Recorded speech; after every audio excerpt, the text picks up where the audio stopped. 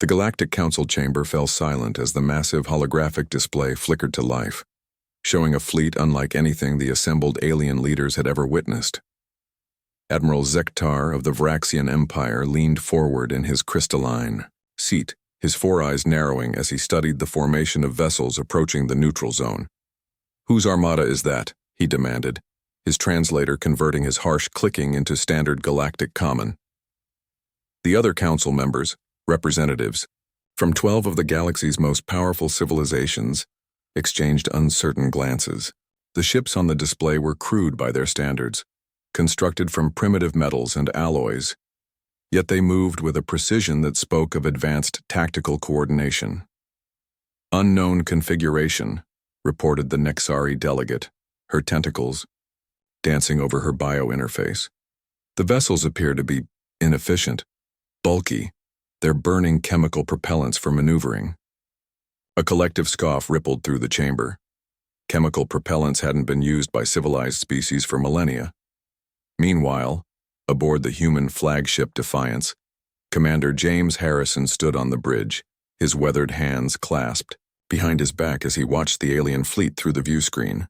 His communications officer, Lieutenant Gull Martinez, turned from her station with a grim smile. "Sir, we're receiving transmission requests from multiple alien vessels. They seem confused." James nodded. "Let them wonder, Lieutenant. How's our positioning?" Gull's fingers danced across her console. "Battle Group Alpha is in position behind the asteroid field.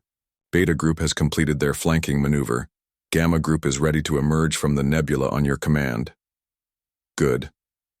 James's voice was steady, betraying none of the tension that gripped his chest.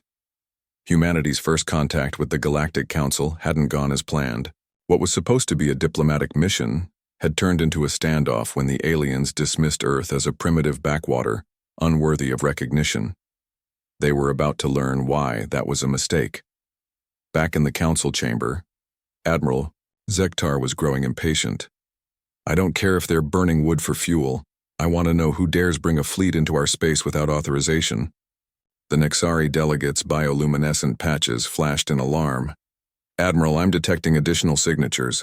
The formation is larger than we initially calculated."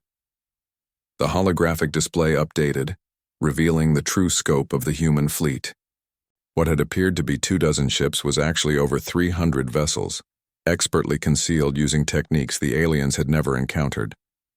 Some had hidden behind asteroids, others had used the gravitational lensing of nearby planets to mask their heat signatures, and still others had simply powered down to minimal energy states, drifting like dead metal until activated. "Impossible," breathed the Corvani representative. "Our sensors should have detected them." "Unless," the Nexari whispered, "they're using stealth techniques we haven't seen before." On the Defiance, Gull looked up from her station. "Sir, incoming transmission from the lead alien vessel. They want to talk." James straightened his uniform. On screen. The view screen shimmered, revealing Admiral Zektar's imposing form. His four eyes blinked in sequence as he spoke. "Unknown vessels, you are in violation of Galactic Council space. Identify yourselves immediately or face the consequences." James stepped forward, his expression calm but determined.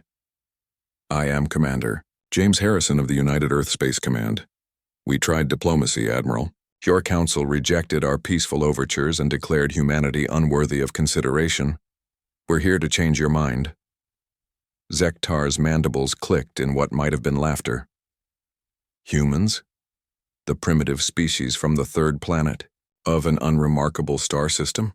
You dare threaten the combined might of the Galactic Council?" "We don't threaten, Admiral," James replied. "We demonstrate."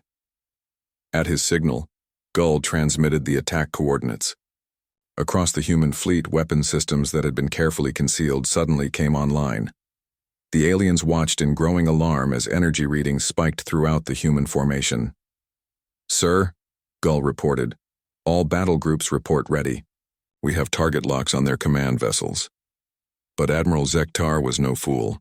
His own fleet began moving into combat formation, their exotic energy weapons charging with an ominous hum.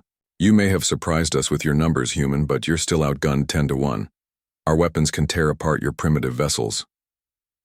James smiled, a cold, predatory expression that made several alien observers step back from their displays. "That's what the Corvani said when we helped them defend against the Shadari invasion. It's what the Nexari claimed when we broke their siege of the Andorian colonies. And it's what the Vraxians believed when we turned the tide at the Battle of Kepler's Gate." The chamber fell dead silent. Those weren't theoretical scenarios. They were recent conflicts where mysterious ships had appeared to aid the various factions, vessels whose origins had remained unknown until this moment. Gull's voice cut through the tension.